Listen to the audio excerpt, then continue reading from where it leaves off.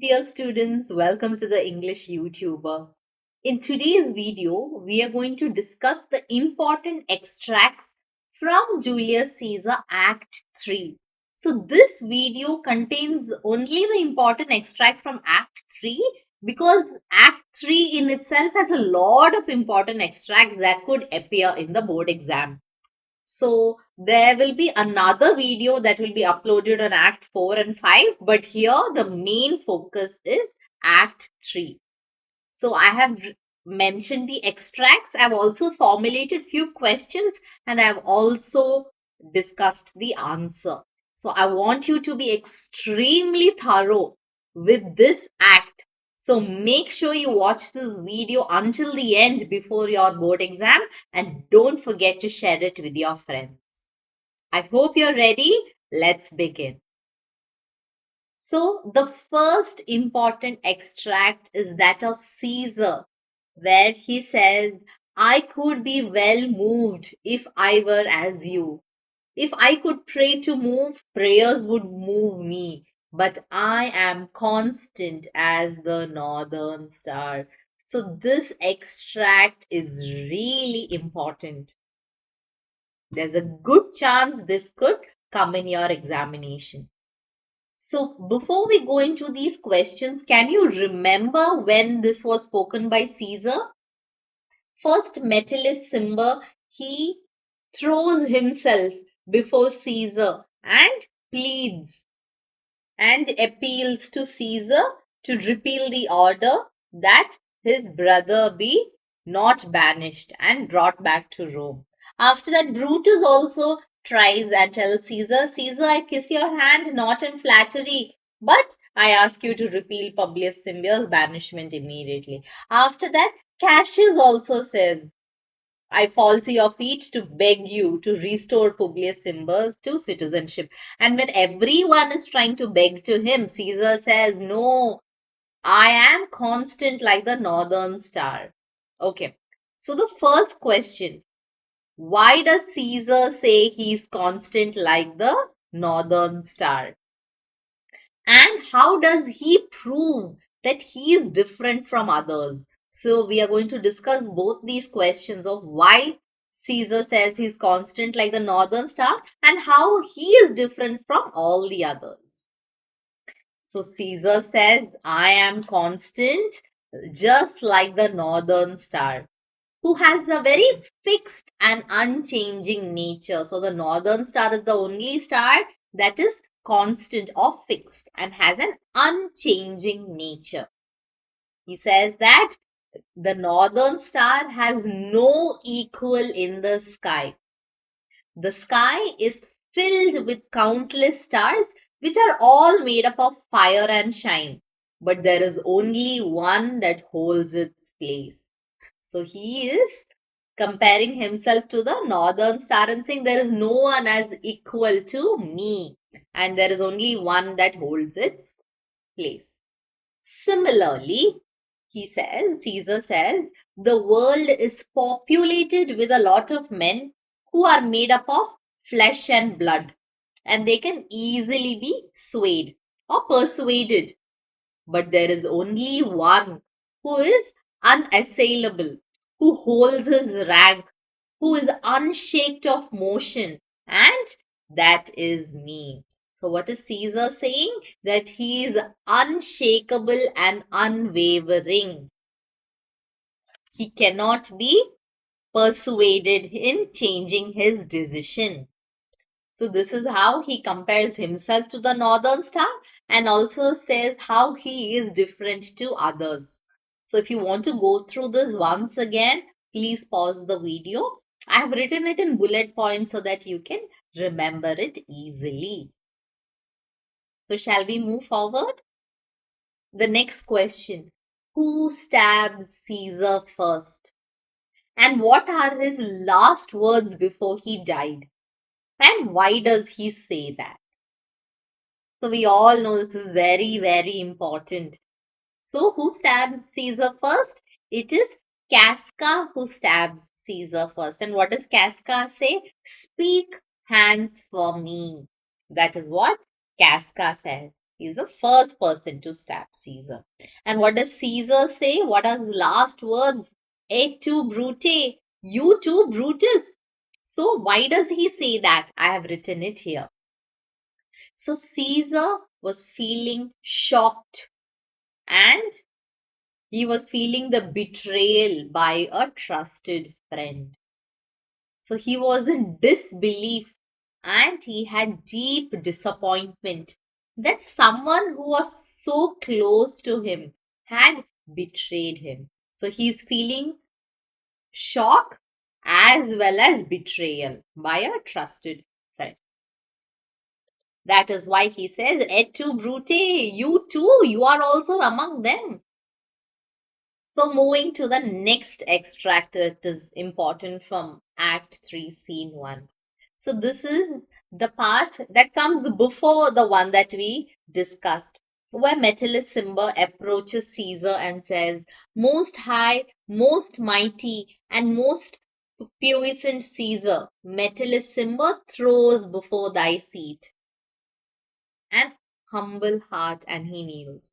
That is when Caesar says, I must prevent these Cimber, these couchings and these lowly courtesies might fire the blood of ordinary men and turn preordinance and first decree into the law of children. But don't be fooled to think that Caesar bears such rebel blood.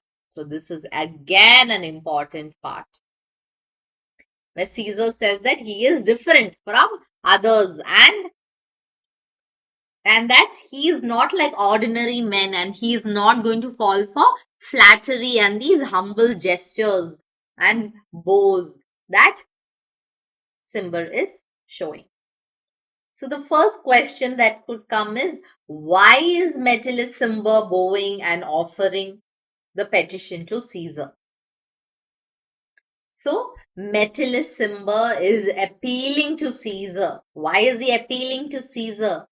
To repeal the order that has banished his brother Publius Cimber from Rome. So he is asking Caesar to repeal Publius Cimber's banishment and allow him to come back to Rome. And the next question, what does Caesar tell about these couchings and lowly courtesies? So what does Caesar says? Caesar says that these couchings and lowly courtesies might excite the blood of ordinary men. So Caesar saying that he is extraordinary and not to compare him with ordinary men who are made up of flesh and blood. So these ordinary men might get excited when they see these flatteries, these couchings and lowly courtesies and turn preordinance and first degree law into the law of children. But he says, do not be foolish to believe the rebellious blood of Caesar can be melted by flattery, sweet words, by low crooked courtesies, and by base fawning. So Caesar says that he is not going to be melted by flattery, sweet words, and so on. And what does Caesar also say? That if you beg and pray for him, I will kick you like a dog. If you remember, he says, if thou dost bend and pray and fawn for him, I spur thee like a cur out of my way. Means I will kick you like a dog out of my way. Know that Caesar does not do wrong, and nor will he be satisfied without reason. So here, what is Caesar saying? That he does not do anything wrong and doesn't do anything without any reason. So, not to beg to him. So, I hope this is clear. We'll move to the next one. And now coming to yet another important part where now Antony is seeing Caesar's body for the first time. And he says, O mighty Caesar, dost thou lie so low? Are all thy conquest, glories, triumphs, spoils shrunk to this little measure? So, this part is again important. So, let's go to the questions. What does Antony say as soon as he sees Caesar after he is dead? So, what is the first thing that Antony says? So, the first thing that Antony says is, "O powerful Caesar, are you lying so low? Has all your conquest, glories, your triumphs, and spoils, has it reduced to such small measure because you are lying at the base of Pompey's statue and has all these conquests, glories, and triumphs? Has it reduced to such small measure and you are lying so low?" Is what he says as soon as he sees Caesar. Now let's come to this question. Why does Antony ask the conspirators that if they are angry with him, to fulfill their desire now itself? So, why does he, Antony, want to be killed along with Caesar?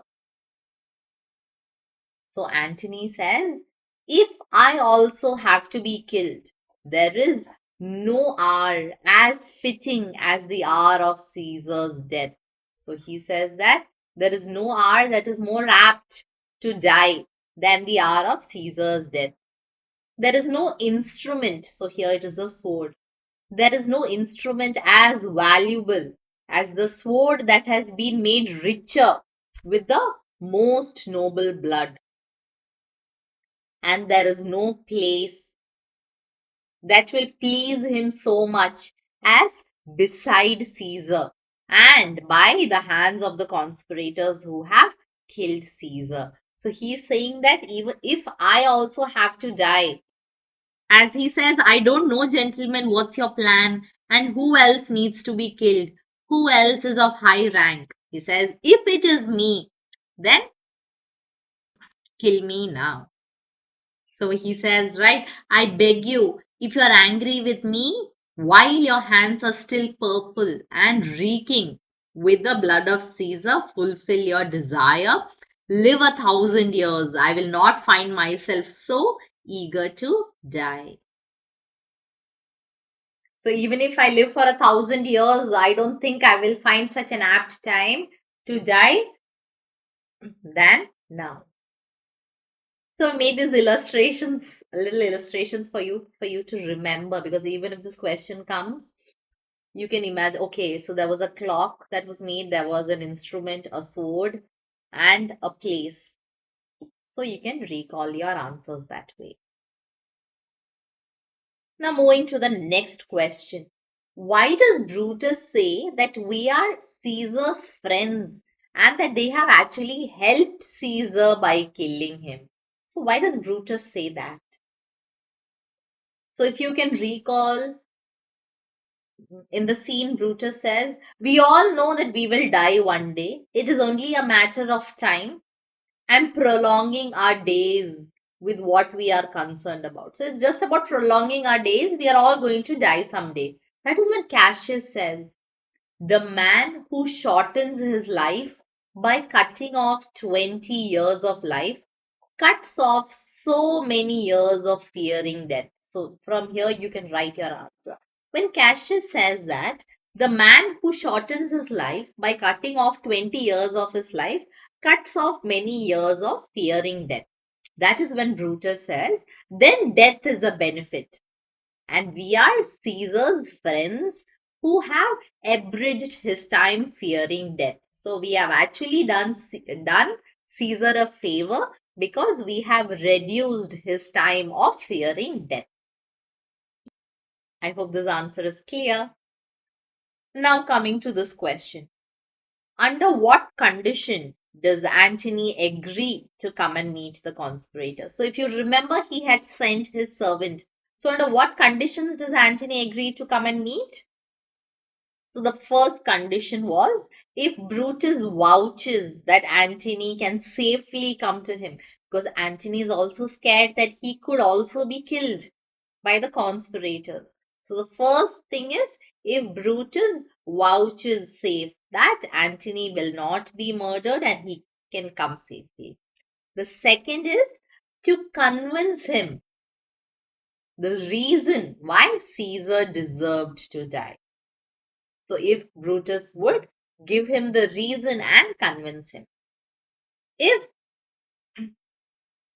Antony would get convinced that Caesar deserved to die, then Antony shall not love Caesar dead as much as Brutus living. And also, what he would do? With true faith, he will follow the destiny and affairs of noble Brutus through these difficult and unprecedented state of affair. So, if these conditions are fulfilled, then he shall not love Caesar dead as much as Brutus living, and with true faith, he says that he will follow the destiny and affairs of noble Brutus. Coming to the next extract, where Brutus tells Antony, "Oh, Antony, do not beg your death of us.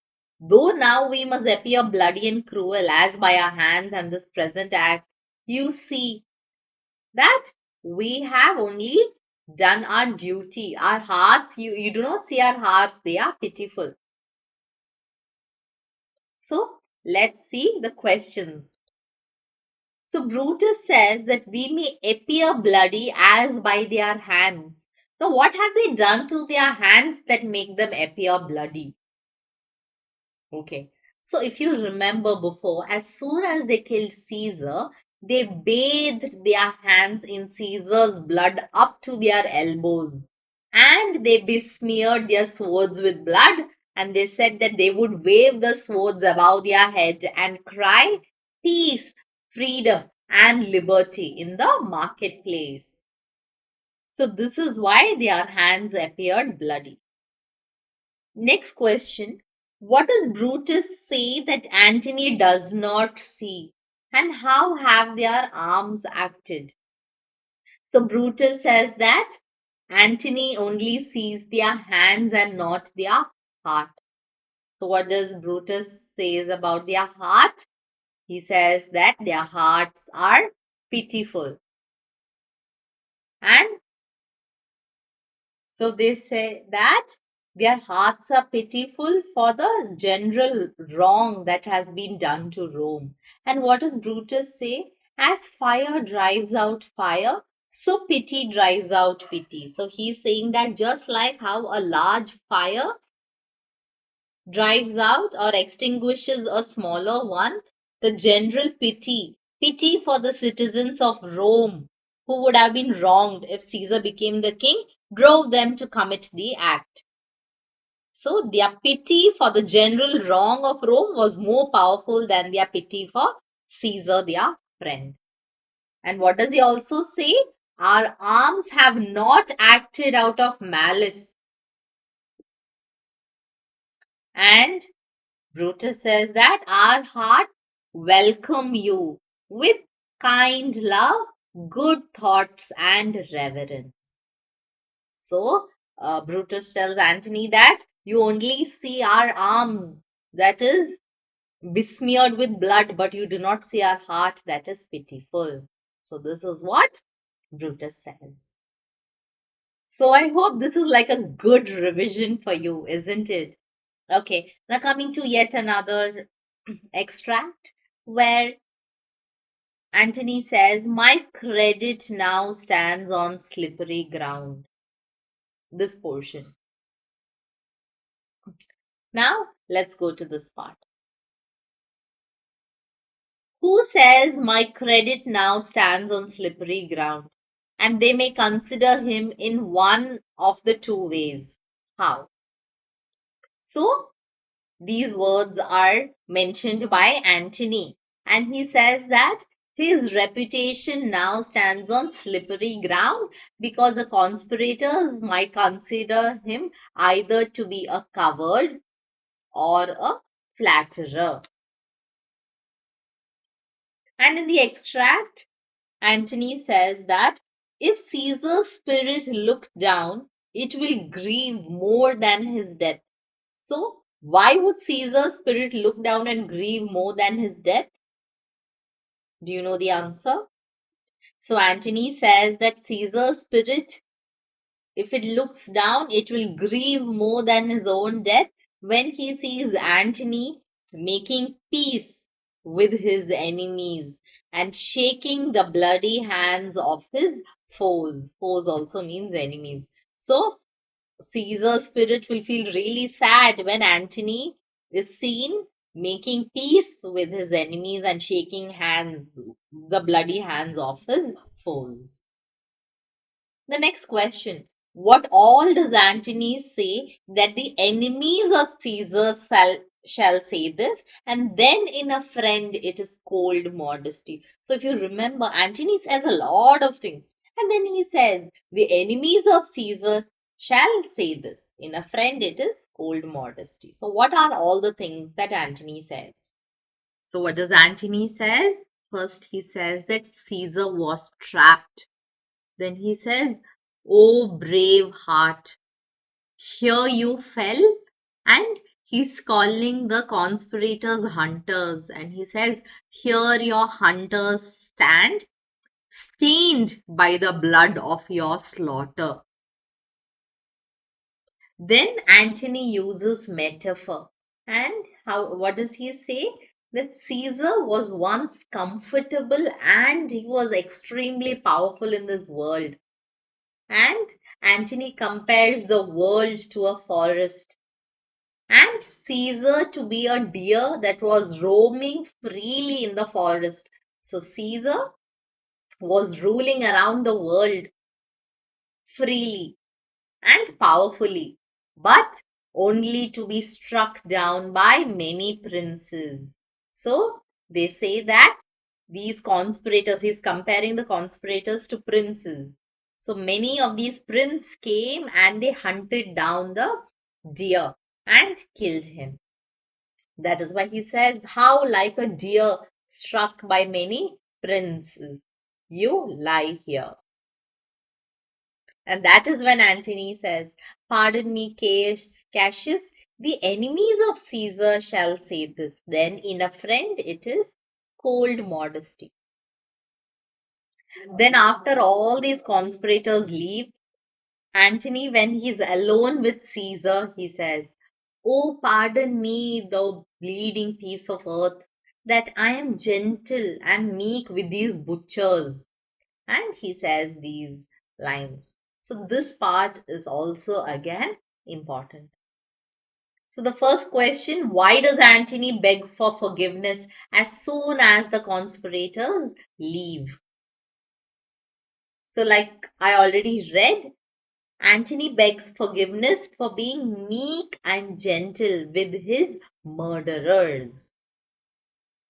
Then Antony says, "Over thy wounds now I do prophesy."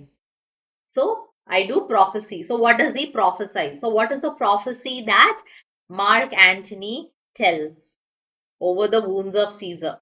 So, I've written it in bullet points for you to remember.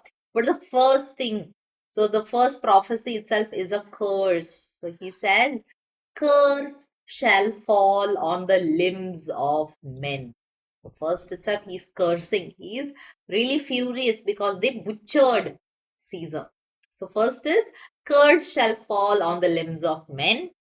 Second, domestic anger. So, anger around fierce civil conflict will plague all parts of Italy. So, there will be domestic anger and fierce civil conflict will plague all parts of Italy. Third, blood and destruction will be common. So there will be blood all around and destruction will be so common. And the terrible sights will be so familiar that mothers will smile when their babies are hacked to death by war. Such a horrible situation, isn't it? So, what a prophecy that terrible sights will be so common that mothers will be heartless and they are going to smile when their babies are hacked to death by war. And the last one, he says, all compassion will be choked by the habit of cruelty. So there will be no compassion at all. all the compassion will be choked by the habit of cruel deeds. So there will be cruel deeds all around. And finally, what does he say? That Caesar's spirit will be seeking revenge, and he will be beside goddess 8, fresh from hell, and they will cry out havoc and unleash the dogs of war. The foul deed shall smell above the earth, and rotting men will cry for burial.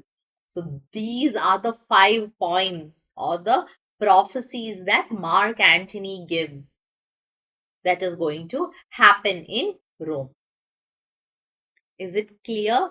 Now I will also request each one of you to write down these answers and see. Many a times you only learn verbally, and when it is time in the exam, we just can't recall the answers and write. So please, I would request you to write and practice these answers.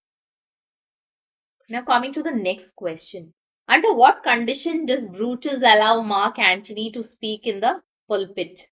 Brutus says, it shall advantage more than do us wrong. Is it right? Does it advantage them more than it does wrong to them? So the conditions that Brutus told Antony were, first, Antony shall not blame them. Them here means the conspirators.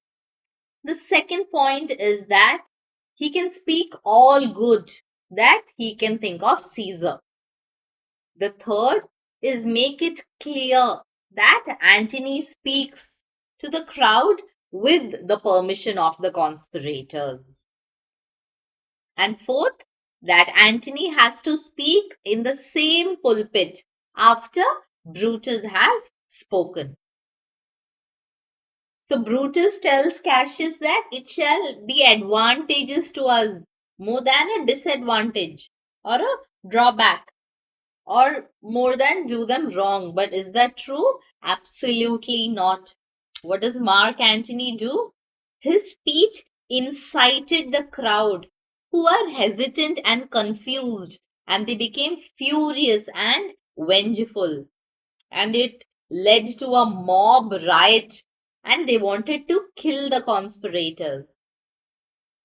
So he achieved this by highlighting Caesar's generosity, subtly mocking the conspirators' honor because he kept saying Brutus is an honorable man. Then he manipulated the crowd's emotion and also showed them Caesar's bloody clothes and evoked sympathy as well as outrage among the crowd. So this was one of the biggest mistake that Brutus made. This next extract is so important. This appeared in exam last year. Friends, Roman countrymen, lend me your ears. I have come to bury Caesar and not praise him. This portion is very important. When I gave my ICSE board exam in my 10th standard also, this extract had come. So the first question, what does Antony say will happen to the good that men do once they die? So Antony says that the good that men do is often buried with their bones. Means he's saying that the good that men do is often forgotten and the evil lives after them. So people only remember the bad things about them, and whatever good they have done is often interred along with their bones and forgotten. Next question. Mention 4 arguments that were given by Antony to the crowd to convince them that Caesar was not ambitious. So, what were the 4 arguments that Antony gave? The first point he said was Caesar was a friend. He was very faithful. That means loyal. And just means fair to Antony. Caesar was not ambitious. He was a friend. He was very loyal. He was faithful and very fair. Second, he brought many captives to Rome whose ransoms filled the public treasury. So he brought in a lot of captives to Rome, and because of that, it filled the public treasury with lot of money that Rome could use for their welfare. The third, when the poor cried, Caesar also wept. And he says that ambition is usually made of sterner stuff. So if you calling a person ambitious, then an ambitious person never shows emotions or doesn't cry. Then the fourth point he says was when Mark Antony offered the crown to Caesar, he thrice refused the crown during the day of Lupercal. So if Caesar was definitely ambitious, he would have accepted the crown, but he refused the crown thrice. So these are the points that shows that Caesar was not ambitious. Next, what does Antony say about judgment and where has it fled to? So Mark Antony says that, oh judgment, you have fled to brutish beast. And he's telling the crowd that men have lost their reasoning power. So he tells the people that you have loved Caesar for a reason. And now what prevents you from mourning during his death? So he's saying that the judgment from people have gone into brutish beasts and people have lost their reasoning, and that is why now they are not mourning for the death of Caesar.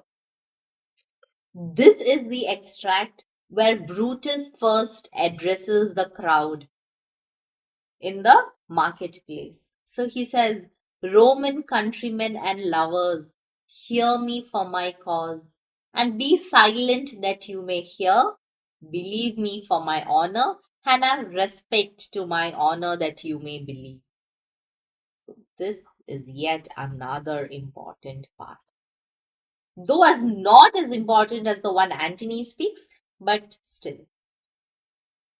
What reason does Brutus give to any dear friend of Caesar if that friend demands why Brutus rose against Caesar?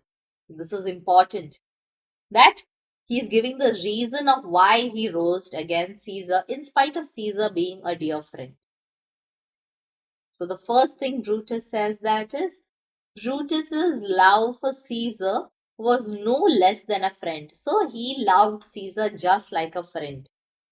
It is not that he loved Caesar less, but he loved Rome more than that. Then he asked the crowd, would you rather have the situation of Caesar being alive and all of us live like slaves, or Caesar dead and all of us free? So he's telling the crowd that it was painful for him to kill his friend, but he did it for the greater good of Rome because he loved Rome more than he loved Caesar. And he says that if Caesar was alive, all of us would be slaves. So he also says that because Caesar loved me, I wept for him. So I weep for him. Because he was fortunate, I rejoiced.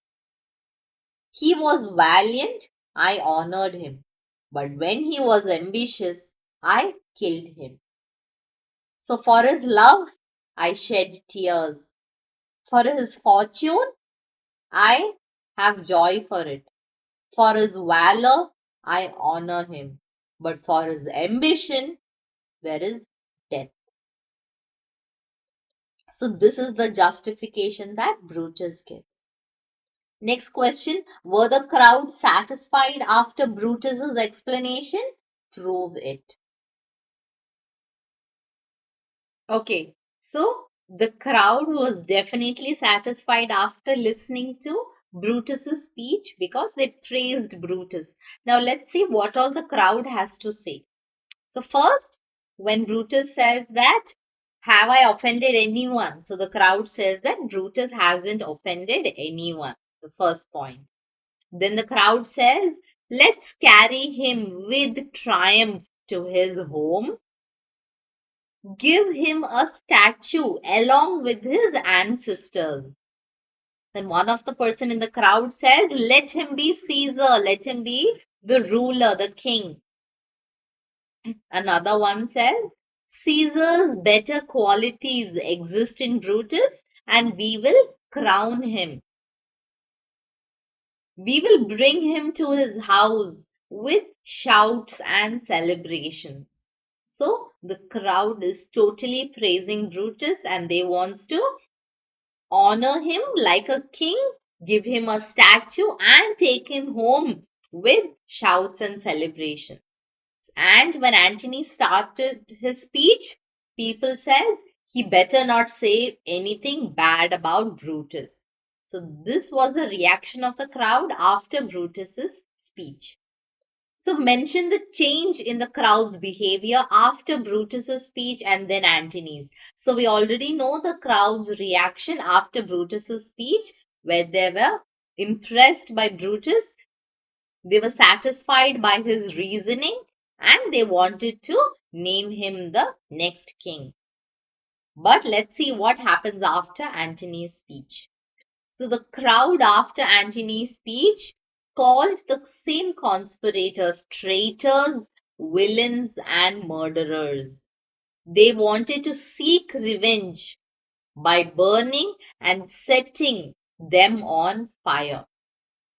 Then they also say that we will mutiny and burn Brutus's house. So the same people who wanted to take them and honor Brutus in his home through shouts, clamors, and victory were ready now to burn Brutus's house.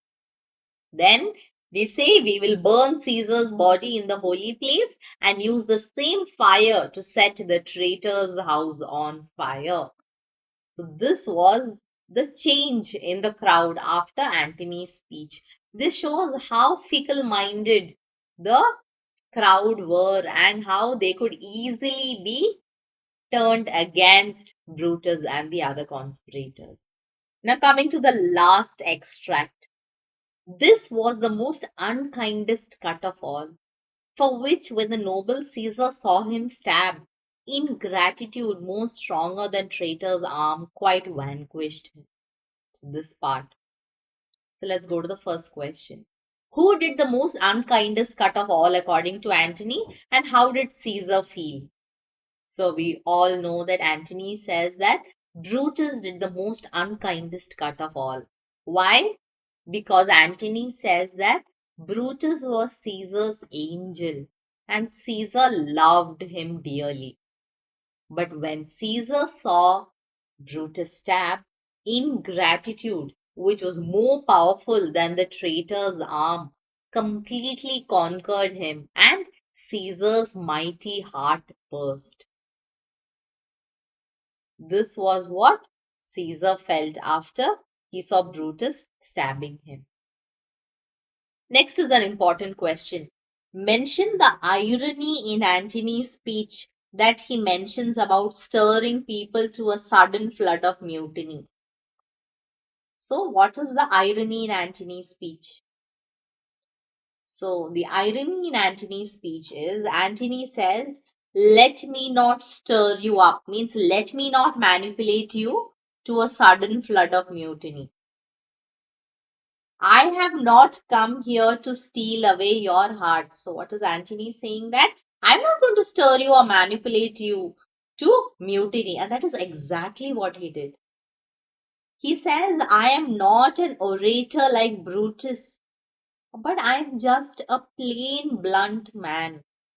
He says, I have no wit, no words, no worth, no action, no utterance, nor the power of speech to stir the men's blood. This is such a huge irony because this is exactly what Antony did. And what does Antony say? But if I were Brutus and Brutus was Antony, then he would ruffle up your spirits and put a tongue in every wound of Caesar. But he says, I am not going to do that because I am a plain, blunt man. But if Brutus was Antony, he would ruffle up your spirits and put a tongue in every wound of Caesar. And that would even move the stones of Rome to rise and mutiny. So, this is the irony in Antony's speech. What would people do according to Antony if they read Caesar's will and testament? So there are certain things that Antony says. Because if you listen to Caesar's will and testament, you are going to do this. So what were the different things? The first one, they would go and kiss dead Caesar's wounds. That's the first thing that they would do. Second, they would dip their napkins in his sacred blood. So try to picturize this, because we always recall the best when we picturize something. So first they are going and kissing Caesar's wounds. Then they are dipping their napkin in Caesar's blood. Then they are begging for at least a strand of hair as a keepsake. And while they die, they will mention it in their will and leave it as a rich inheritance for their descendants. So, this is what Antony says that the crowd will do after they read Caesar's will. So, we have successfully completed all the important extracts from Act 3. This does not mean that you totally ignore the other sentences. Please, please, please go through entire part so that in the exam then you do not regret that you did not study the entire portion. But make sure you focus on these extracts a lot more. And it is also important that you solve every multiple choice question video that I have uploaded, not only of Julius Caesar but also of the poems and short stories, because they are so thorough. And if you solve them, you will definitely have no issues in your examination. Please remember that I'm praying for each one of you. God bless. Take good care of yourselves. Thank you.